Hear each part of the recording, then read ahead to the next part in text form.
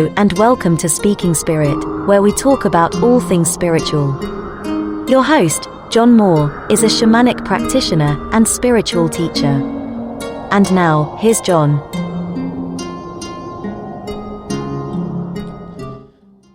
Hello, everybody.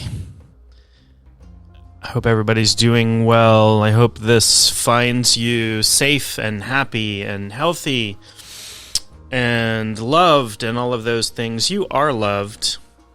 We're going to talk about love today. I'm going to discuss love from a spiritual perspective, from my personal viewpoint as somebody who practices shamanism.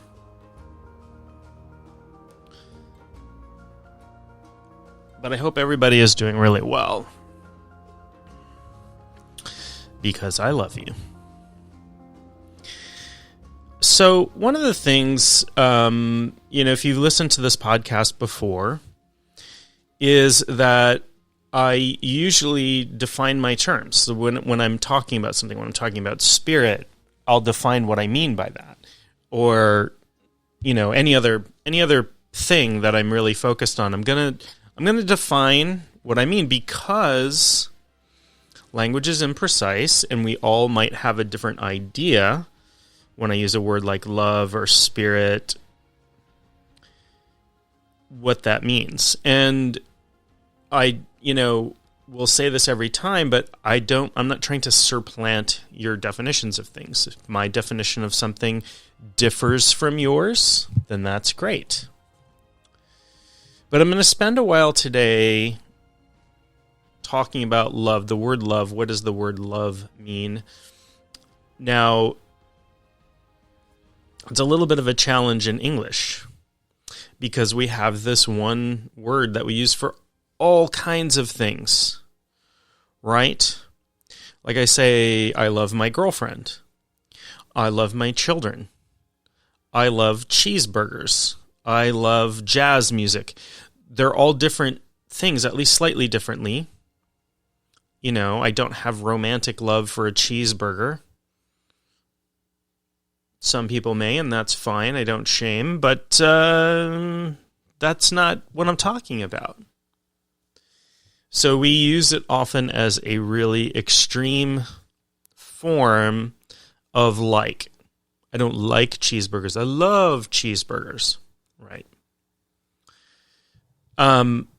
But so much of our preconceptions about love and what love is are shaped by things that may not be so loving, like movies, like a popular culture. When we look at romantic love, how many love stories are there out there? And fairy tale based stuff. The idea of courtly love, for example. Now, the interesting thing, I watched a documentary recently talking about sex in the Middle Ages, in medieval times, right? And they were saying that we placed this romantic idea on courtly love because that's what we get. We get these stories, or we get movies or whatever, but back then, courtly love was about single men hitting on married women, because people didn't marry for love back then. And so they would write poems, and they would, and there was lots and lots of affairs going on, particularly in courts. By court, I mean like kings and queens courts. There was a ton of sleeping around going on. So, we talk about, we have words that equate love and sex. They aren't necessarily equated, right? We say making love, we're making love. It's a euphemism for sex. But, it's kind of an interesting thing. So what, when I talk about love from a spiritual perspective, what am I really talking about? So I'm going to draw. I'm going to draw my definition of love that I'll work with today from the Sedona method, which was sort of came from a man named Lester Levinson. Then there was a book written by Hale Dwoskin and their courses and all kinds of things. And I have gone out to Sedona and taken a course with the author. I never met Lester Levinson. He passed away, I think in the 90s. But the Sedona method's really wonderful, and I highly recommend it for just about anybody. It's human operating system stuff. It's good for anybody, and it's sort of paraspiritual in that it's not it's not dogmatic or religious or involving enlightenment or anything like that. It's like, what's going on right now? What's happening right now for you on an emotional level? What are we holding on to? What are we pushing away? And so one of the best definitions I heard for love is from the Sedona method. And the definition of love that I learned from that is acceptance. It's like complete acceptance. Now, how many of us can say that we completely accept another? And we're talking about, human to human or being to being love here. How many of us can say that we absolutely accept another person fully? Like, no matter what they do, no matter what they say, no matter what qualities they have, do we fully accept them? Or do we say in the back of our mind, gosh, I really wish I could change this, X, Y, Z,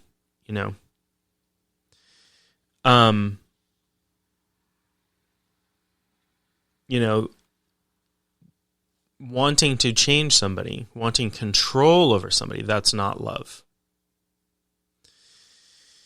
So an important aspect of love, and lots of spiritual and self-help people talk about this, is self-love. And self-love is complete and full acceptance. Now, there's this kind of insidious lie that we might tell ourselves that, well, if I love myself, if I fully accept myself, I will never improve. I'll never change. I'll never make, there'll be no motivation for me to better myself, to deepen my spirituality, to, whatever, learn how to juggle. That's just not true. You don't have to be motivated by loathing, by self-hatred, by not accepting yourself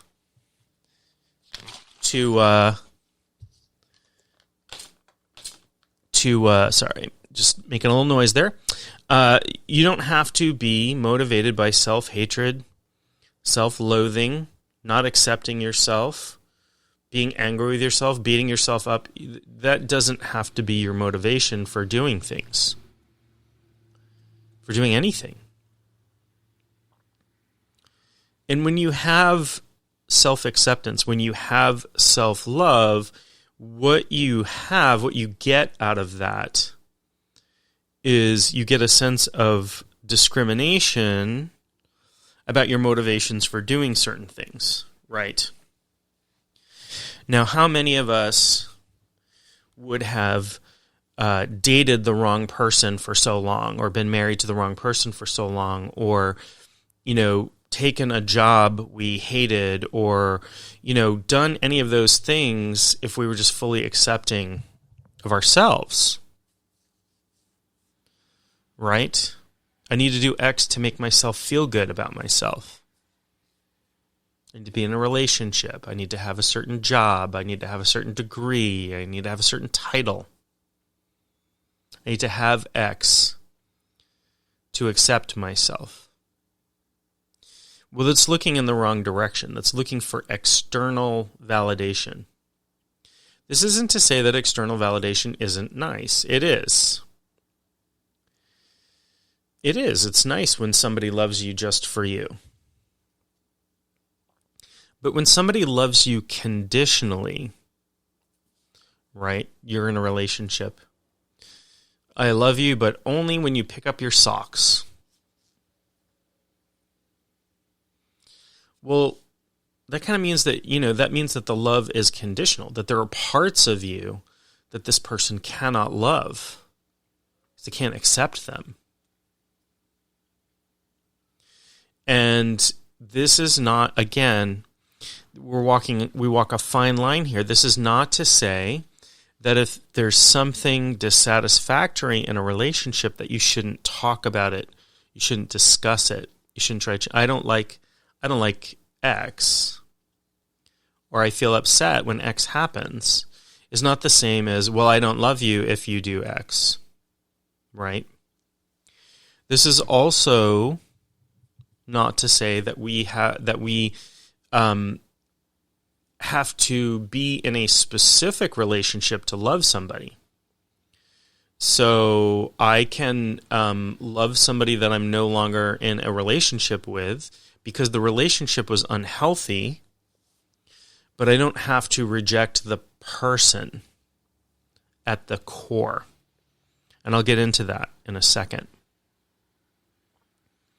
I'll get into our core being because this is the gist. This is the thing that we need to focus on. So, in shamanism, in the type of shamanism that I practice, we do what's called shamanic journeying. We go into trance and we explore other worlds. We work with spirits, all of this stuff. But there's a great deal of self-exploration as well, which involves going into the center of ourselves. Not physically. We can metaphorically envision this as the physical, like our heart center, that sort of thing. But going in and exploring the core of who we are. And what we find is, at our core, is this divine spark, this connection that we have to everything in the universe, to divinity, to spirit, to everything physically in the universe is connected. And so understanding that connection is when there are parts of the universe that we don't love, and by love I mean acceptance. I don't mean allowing bad behavior. See, there's a difference. See, when my children were little, or even now, I mean they're great kids, so they don't really get into trouble. But when they were little and they would act up, I would remind them that no matter what you do, I love you completely with my whole heart. I will never love you less. And it doesn't matter what you do. Now, I may not like what you do, but I always love you. And my daughter, one of my daughters, when she was about 4 years old, I'm so proud of my kids, if you can't tell from how I speak about them. But when she was 4, I said something to her that I had told myself for years I would never say to my children. But it's one of those things, it's a phrase that I grew up hearing, and it slipped out in a moment of anger, in a moment of, this kid is, her behavior is getting on my last nerve. And I looked at her and I said, "What is wrong with you?" I'm shocked that I said that, but I did. And I own it. Own your behavior, people. If you screw up, say, I screwed up. We are human beings. This is part of self-love and self-acceptance. So I said that to her. I said, what is wrong with you? And she looked at me. Her parent, her adult, much larger than she is, who she relies on for food and housing and toys and things like that. And she looks at me in the eye and says, there is nothing wrong with me. And it rocked me back on my heels. And I said to her in the next, after it took me, maybe 5 seconds to pull my thoughts together. And I said to her, you are absolutely 100% right. And I am absolutely 100% wrong for saying that to you. And I should never say that to you. There is nothing wrong with you. I don't like your behavior right now. But there is absolutely nothing wrong with you. And I was wrong. I was wrong for saying that. And if I ever say that again, I want you to call me on it like you did now. If I ever use that phrase, you ever hear me use that phrase, I don't care if it's with you or somebody else, call me on it. So we think of the opposite of love as hate, right? And that can, that certainly could be, that can be the case, right? I hate, I almost hate to say this phrase, but like saying I hate you to somebody is about as extreme as you can get. And what do we mean by that?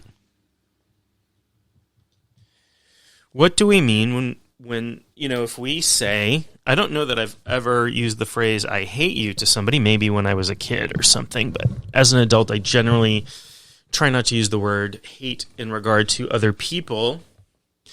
I might say, I hate orange circus peanuts, which if you don't know is a type of candy that's rather nasty. If you like them, that's totally fine. But it's not the same thing. I reject these orange circus peanuts. So hatred is about rejection, right? And when we look at hatred from an ism perspective, racism, sexism, all of these things, what it is something that social psychologists sometimes call moral exclusion. And what that means is that, we look at another person and we say, you are not as worthy of human compassion and understanding as others are, for whatever reason. I've identified you as a different race. I've identified you as a different gender. I've identified you as having different sexuality, different nationality, all those isms, right? Bigotry, that's what that is. Hatred from bigotry. You are not as human as I am. You are not as deserving of human rights, human compassion, any of those things as I am. That's what hatred is. It's rejection of the person based on some perceived quality. So looking at love as, complete acceptance of another person, we can look at hate as the opposite, as rejection, complete rejection of the other person. And when you see, like hate speech out there, we can see that. We can see dehumanization is a big one. And let me tell you, we have to be really careful these days. And, I realize I have people all over the world who listen to this podcast, but I'm speaking in the United States. There's a movement right now. It is masquerading as a political movement, but it's an ideological movement that is doing things like banning books and trying to describe masculinity as basically as cruelty and a lack of caring. And this is coming from, we know this is not a conspiracy theory. This is not whatever. This is coming from a particular religious organization, religious movement that is politically active. It donates a lot of money under the scenes to politicians and stuff. And they're doing things like banning books and all of these things. And if you look at it through the lens of they're trying to program empathy out of people. What's the interest in getting rid of people's empathy? Well, if you look at it from the perspective that this ideological movement is a white supremacist movement, this is what has to happen for taking away the rights or killing or, whatever other human beings, treating other human beings as less than. We have to remove our human empathy for other people that we can identify as other. We are othering them. The other political party, the other gender, the other gender identity, the other sexuality, the other race, the other national origin, the other religion or spirituality. This is a dangerous thing, and we see it. I did study propaganda a little bit in school, in both in undergrad and grad school, and of course, the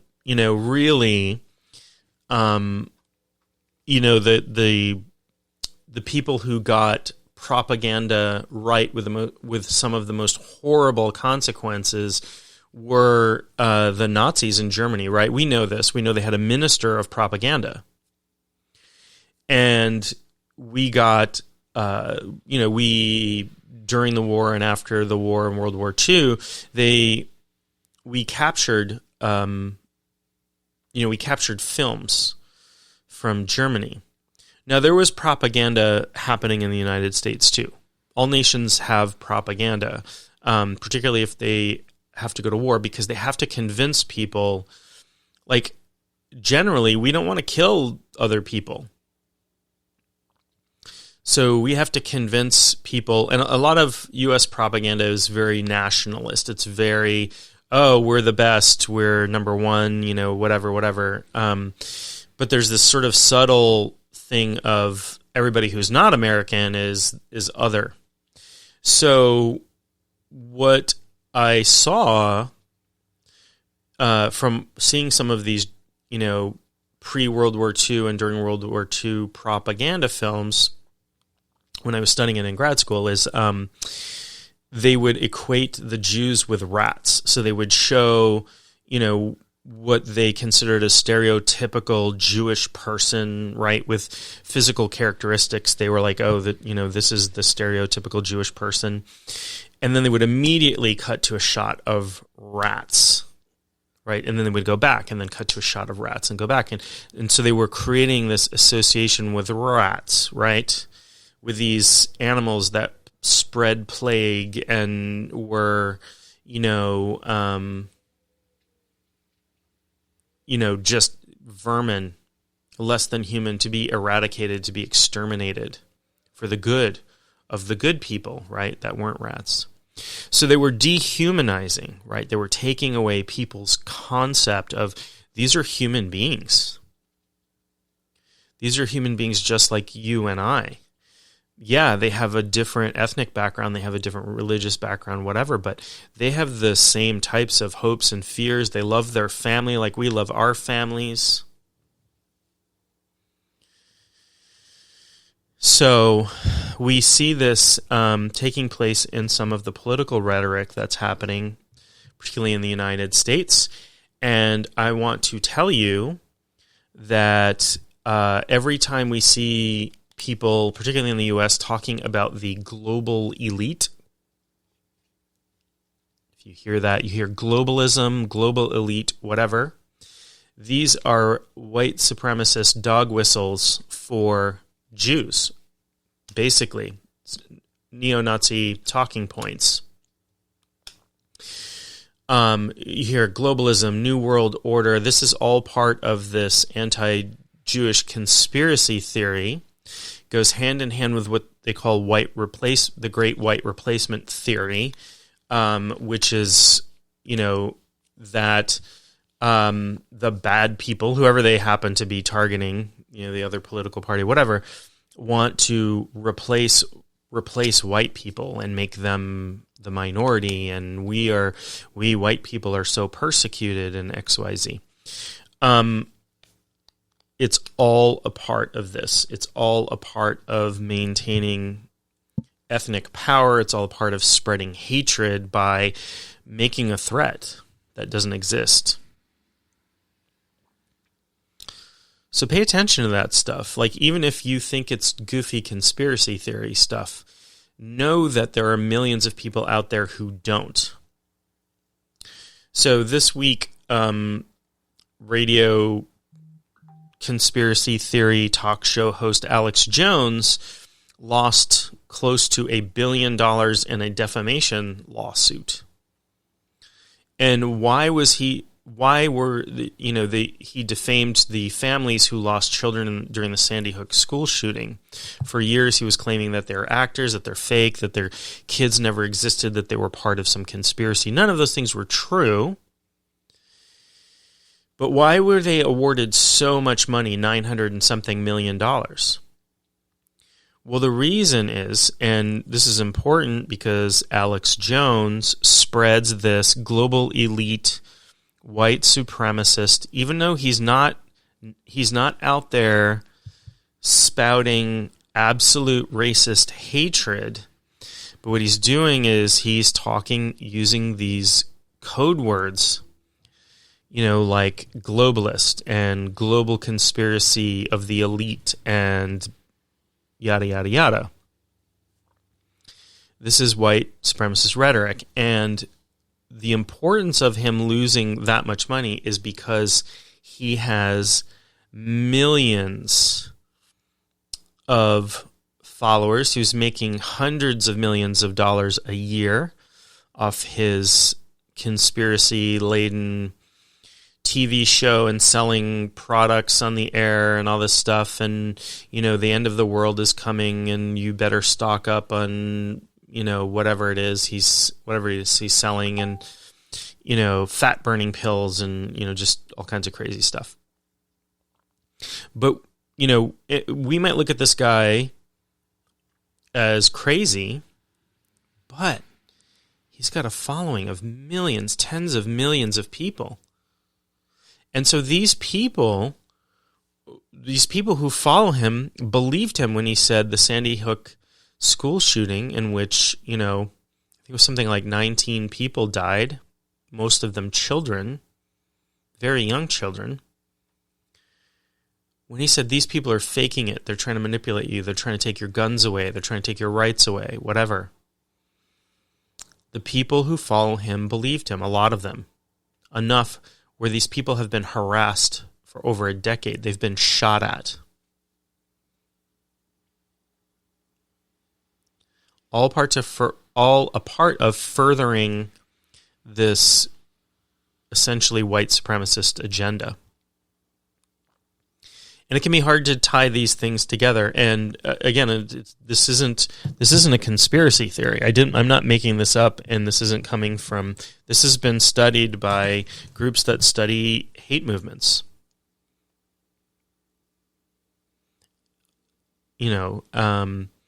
But the award was so high because, in part, I believe, because he had such a large audience for his hatred.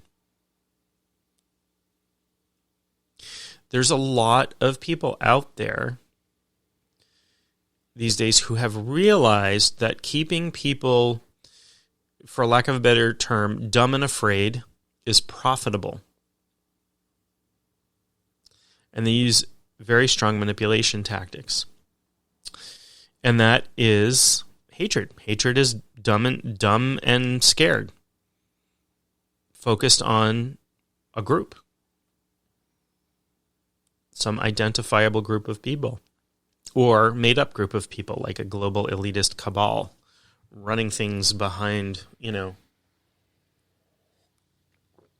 scenes, just having a sip of coffee. So, Anyway, that's enough about hate. I don't want to focus on hate, but it's an important contrast. It's an important contrast to love. And so love as acceptance, as full acceptance, as holding space for, is a very divine feminine concept. There's a divine masculine concept of love as well, and I'll talk about that in a minute. But so in my shamanic work, we do some work with this dimension, I guess, for lack of a better term. This dimension we call the void. It's a veil of, it's hard to describe. It's nothing, but it's also everything. It's the formlessness behind which the universe emanates. It's also referred to as the womb of creation. It's the space behind which everything, including consciousness, plays out or is born, and experiences arise. Not to get too philosophical, but it's a little hard because without experiencing it, or even with experiencing it, it defies words. So the void sometimes is seen as darkness, and it can be very, forever we've been taught that to be afraid of the dark, that darkness, like forces of darkness, the dark side of the force, yada, yada, yada, this dichotomy between light and dark. And I'm going to talk about this in a future podcast episode because I'm going to interview the author of a really great book that I'm reading right now, and I'm in touch with her publicity people, and she's going to come on the podcast, so don't forget to subscribe to this podcast so we can talk about this. But her point in the book is called Luminous Darkness, and the author's last name is Tull, Tull, if you want to look it up. It just came out in September. And I believe I'll be interviewing her sometime in November, which is, I just feel grateful that, she's probably very busy promoting her book and teaching and all of that stuff. But anyway, one of the things she points out in her book that I really love is that hierarchies, any kind of hierarchy, is a cognitive distortion. Think about that. So thinking things like men are better than women, or white people are better than black people, or rich people are better than poor people, or any of those things, that hierarchical thinking is very dualistic and really a cognitive distortion. One of the things, it's also very patriarchal. The patriarchy has nothing to do with the divine masculine. Let me just set that straight. I've had conversations with a lot of people there. If you go on Amazon.com or whatever country you live in, go on your version of Amazon, or you go on Amazon.com and search for the divine masculine, you'll find, a handful of books about the divine masculine. Maybe, if you're lucky, a handful. If you search for the divine feminine, however, you will find, hundreds of books, lots of books, dozens at least. A ton of books about the divine feminine rising, this and that. And that's not, having a lot of information about the divine feminine is not a problem. Having a lack of information about the divine masculine is a problem. And so what has happened, and my take on what has happened in the world, is we have, in the Western world in particular, we've been living in a patriarchy for thousands of years. Even though, we had were times during the patriarchy where there were gods and goddesses. Now, monotheistic God is very much often thought of as a masculine force, right? But patriarchy is all about hierarchy. It's all about putting like one guy in charge. And I'm not bashing on Catholicism, but I'm using this as an example of patriarchy, right? You look at the Catholic Church, you have the Pope, you have the one guy on top.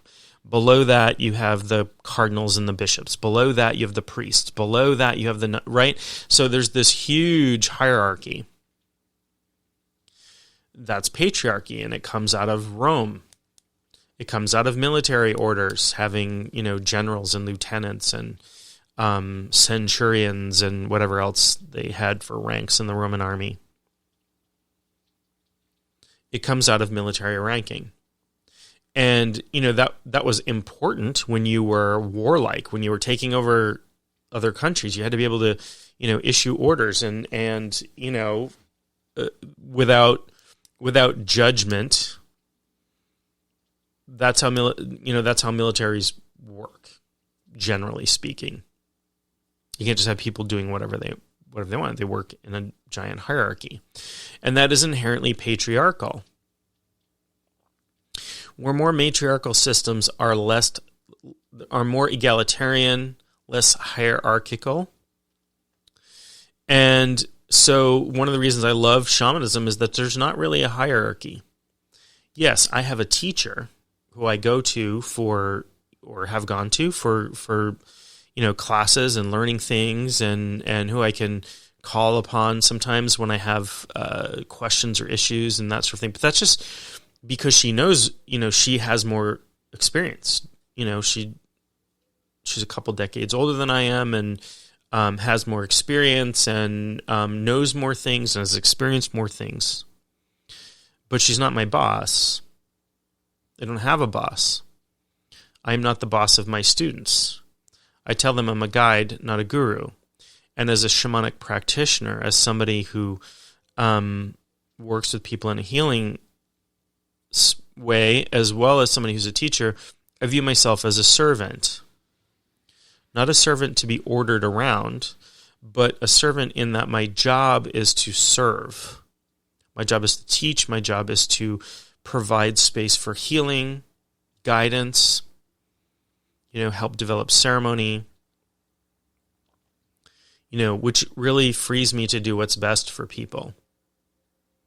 I'm not taking orders from people. If somebody, contacts me and says, I'm ordering a soul retrieval, I'm mailing you a check for $20. Well, that's not how it works, right? When people come to me for a healing session, even though they sometimes they ask me for something specific like soul retrieval, I'll say, well, I always work this way. I get in there and I ask my helping spirits, what is the work that would benefit you most today? And that might be soul retrieval, but it might be something else. And it may be soul retrieval and something else, right? There might be some work that they want to do before soul retrieval, but let's find out. Let's find out together. Let's find out what will be most beneficial to you. One of my clients, this is, I don't want to brag or whatever. This isn't meant to be a brag. This is meant to be an explanation of something that made me feel really good in working with clients. So I have a client that I've worked with a number of times, and in a couple of different contexts. I've done healing sessions, I've done coaching sessions with this client, and this client said to me once, I'm going to paraphrase a little bit, you are the first person that has ever made me completely comfortable just being who I am, without judgment, without, just comfortable in my own skin. I cannot tell you how much that means to me. That is a part, or the major part of my life's purpose, is to help people understand that they are whole, complete, and worthy of love, worthy of much more love than they have ever experienced, no matter who they are, no matter what their identity is, right? No matter what they've done in the past, what their ego says, what other people's egos say. This can be a tough thing, right, for people who have done us wrong, who have caused great harms, that sort of thing. And again, I go back to how I've tried to deal with my children, that I don't condone the behavior by loving the person, right? And I'm also not declaring, and I will never, I never intentionally do this. I would never intentionally claim that I'm perfect at this. I'll never claim that I have gotten to the point where I have developed enough that I do completely accept everyone. I have unconscious bias. We all do. We all have implicit bias. I recognize that I have implicit bias. I think that puts me in that regard ahead of a lot of people, maybe, in not, just ahead in what I know about myself. But the real spiritual frontier, people are really fascinated by the cosmos and astral projection and going to other dimensions and all this stuff, and that's all great and well and good. But it's sort of like, we do space exploration, right? We send astronauts in space. That's important. We send probes. That's important. But there's still a lot of places on Earth that we haven't explored. And, like the deepest parts of the ocean, we're just now figuring out how to explore and finding interesting things about life and very interesting creatures. I was reading an article just the other day about a cave. I think it's in Romania. It's in Europe anyway. And, scientists unsealed this cave that had been sealed for 5 million years. And inside the cave has its own ecosystem. It was completely dark, of course, because it's a sealed off cave. So the organisms in the cave had to live without light. And so many of them evolved to not have eyes, but have complex feelers and sensors and all of that sort of thing. And instead of photosynthesis, the simpler organisms live off of chemical reactions from the rock and the water and that sort of thing. Just fascinating stuff. Fascinating. And they're still finding, they have identified dozens of species that don't exist anywhere else. It's cool stuff. Cool stuff. So just like that, just like there's still more to explore here, the final frontier for us spiritually is to explore inward. Now, a lot of us think we do that. We think that I'm going to learn about myself. What are my strengths? What are my weaknesses? What are this? What are that? What are my preferences? But what I'm really talking about here is discovering the love in the formlessness at the very core of your being.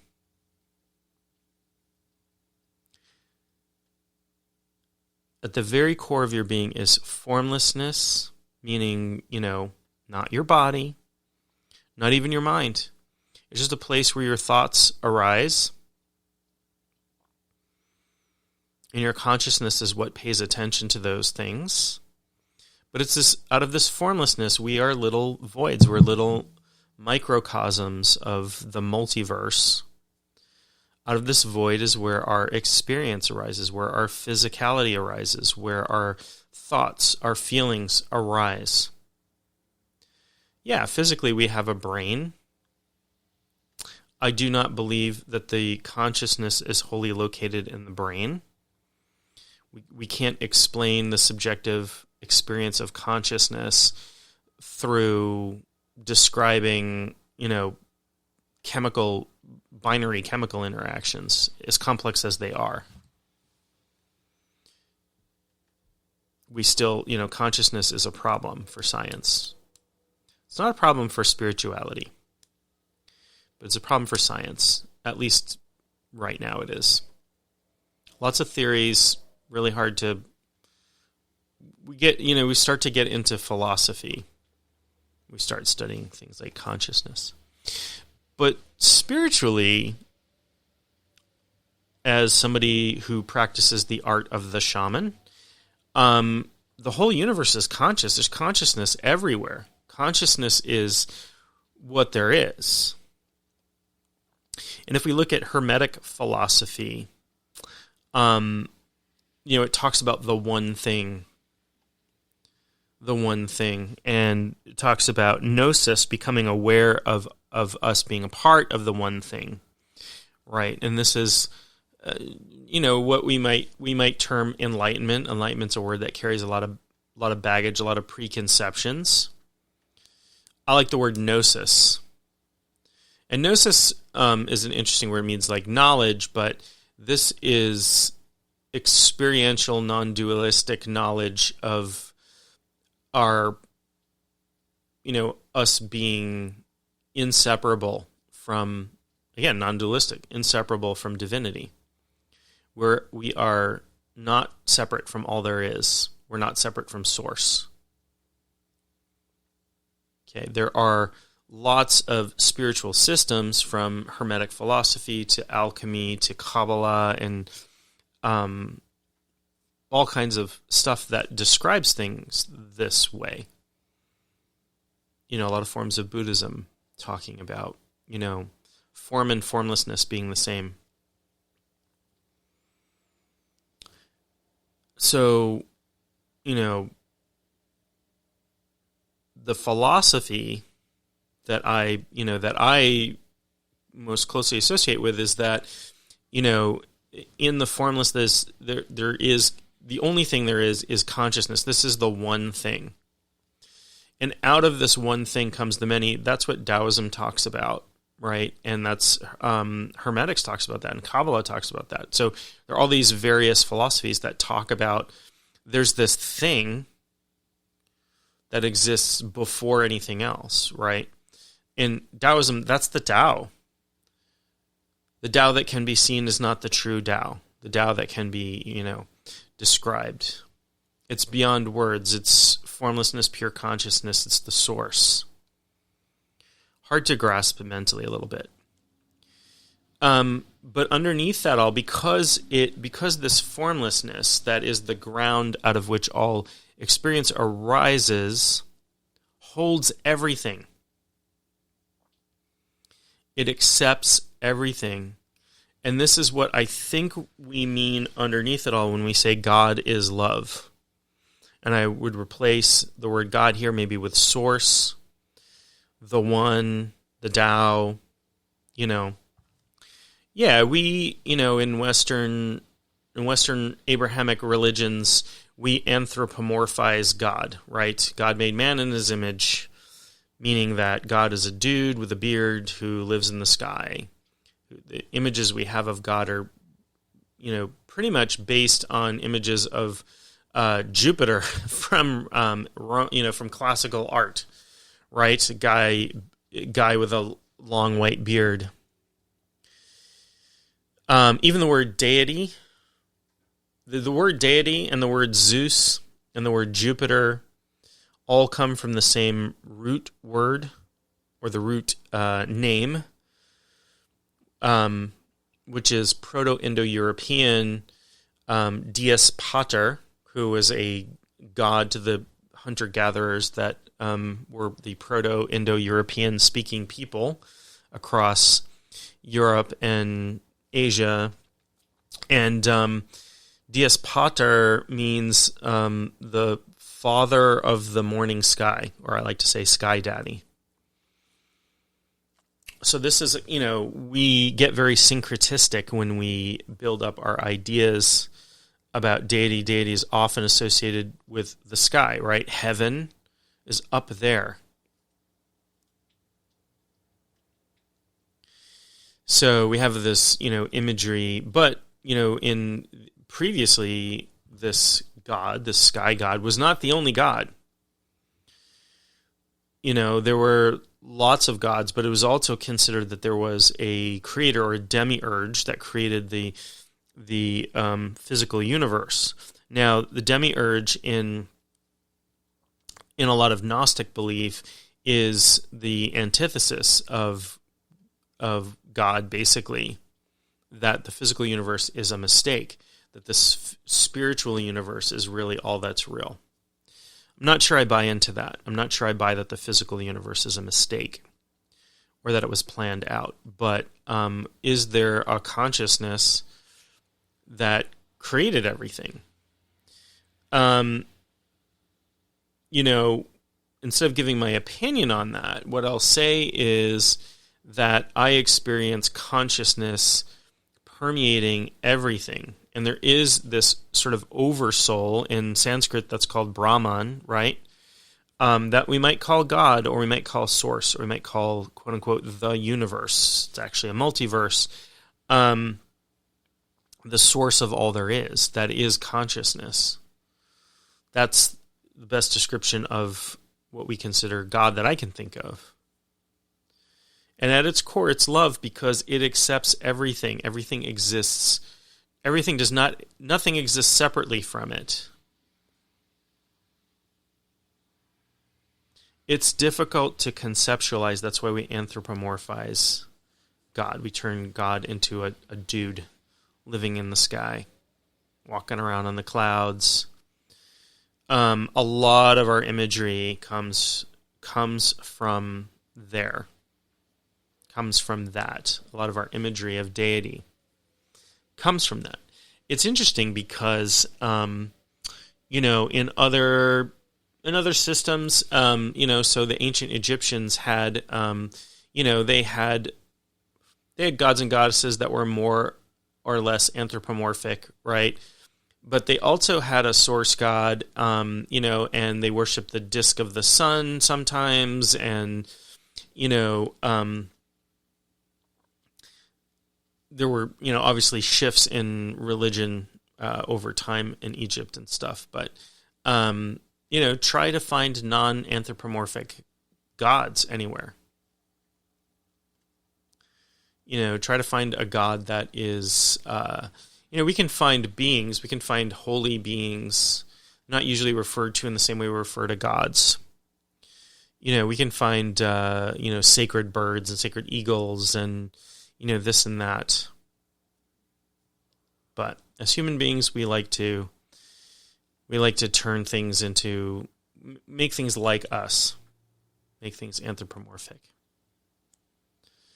So, but if we can conceive of a formless source that is everything, that contains everything, that is the source of everything, that's the closest I can get to describing source. And that is love, because it holds and accepts everything there is. So with that, I'm going to wrap up this little conversation on love. I will leave you with this. Self-exploration should lead you to loving yourself, even when we're doing shadow work. Shadow work is so important. This describes, accepting all parts of ourselves, even the parts that we have previously rejected, is about loving ourselves. The shadow are the parts of ourselves that we have rejected.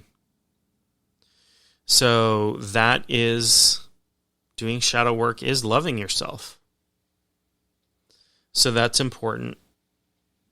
So think about that. I will. I know I've done episodes before on the shadow. I will do episodes again on the shadow. I'm not sure if it's going to be the next episode or not, where I interview the author of Luminous Darkness, but it's a really, really good book. I recommend it. And definitely subscribe to, if you're not already subscribed to this podcast, subscribe to that, because that is going to be an interesting one, and I don't want you to miss it. I want you to know that I love you and stay happy and healthy. And with that, I will leave you till next time.